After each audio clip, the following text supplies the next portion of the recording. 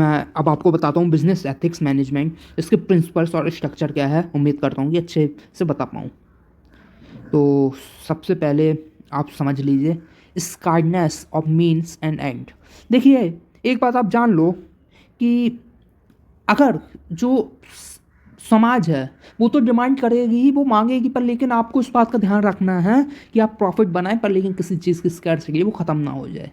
इसका सबसे best example आप ले सकते हैं, जैसे हंटिंग, उसको शिकार जो होता है बिल्ड लाइफ का, जिसके चलते कई जानवर दुनिया से विलीन हो गए, ख़त्म हो गए। क्या था वो? उनने कुछ चंद मुनाफे के लिए सब कुछ बेच दिया, पैसों के लिए जानवरों की हत्या की और वो जानवर ख़त्म हो गए।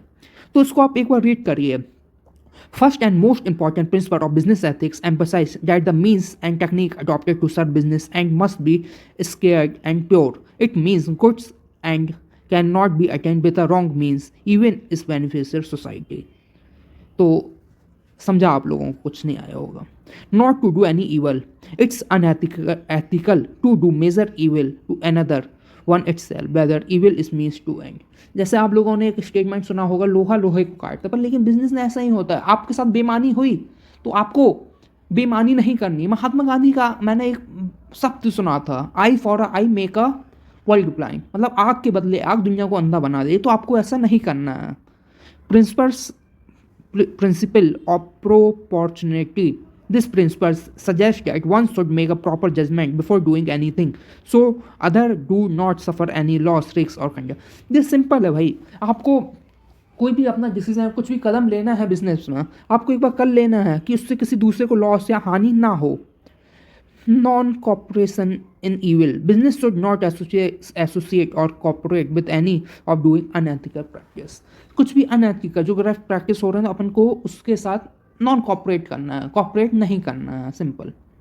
Publicity, anything that is being done और allowed to be brought to the knowledge of everyone. If everyone's know, none get opportunity to do unethical.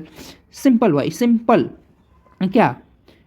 Anything that is being done or to be done should be brought to the knowledge to everyone. अगर कुछ भी आप कर रहे हैं organise, तो उसको छुप के अपन को करना है, बता के करना है। इफ़ एवरीवन नो, तो अपने आप जो अनइथिकल एक्ट है वो मतलब होएगा ही नहीं। Universal value according to universal value क्या है? जैसे चोरी है, चोरी भारत में भी पाप है, पाकिस्तान में भी पाप है, और भी जितने दुनिया के देश ले रहे हैं, मुझे यूनिवर्सल वैल्यू है। इसको ऐसा नहीं है कि चोरी किसी देश में वाह वाह क्या काम किया आपने, इनाम नहीं मिल रहा है, चोरी के लिए हर देश में सज़ा मिल रही है, तो उसको आप यूनिवर्सल वैल्यू बोल सकते हैं। समझा? उसको अपन को फॉलो करना है। ह्यूमन डिग्निटी जो मैन है उसको आपको फैक्टर ऑफ प्रोडक्शन नहीं मानना। फैक्टर ऑफ प्रोडक्शन जैसे कि आप जब इकोनॉमिक्स पढ़ते हो तो 4 चीज़ें आती हैं। लेबर आता है, एंटरप्रेन्योर आता है, और लैंड आता है, और एक कुछ मैं भूल रहा हूँ। तो ऐसे 4 चीज़ें आती हैं। आपको उसे जो ह्यूमन बींग्स उसको रिस्पेक्ट देना है। जो इंसान है वो सोशल एनिमल है, वो रिस्पेक्ट मांगता है। Non violence, if a business man hurt the interest of society explore the consumer overlooking the, तो सिंपल नॉन वायलेंस। बिजनेसमैन जो है अगर वो किसी सोसाइटी का एथिक्स सबको हमला कर रहा है तो कहीं ना कहीं वो गलत है। तो how will you implement the business ethics in the organisation, इसको भी बता देता हूँ। Former code of conduct, ethics committee बनाओ, एथिकल कम्युनिकेशन करो, ethics office with ethical officers, ethics training programme, a disciplinary system establish, ombudsperson monitoring. ये सब हो गया। चलिए चलिए, उम्मीद करता हूँ जो बताना चाहते हैं समझ आया होगा। जय हिंद, भारत माता की जय। और हम थैंक्स बोलना चाहते हैं जिसने भी जो पीपीटी बनाई वो दिन प्रतिदिन प्रगति करे, ऐसे हम कामना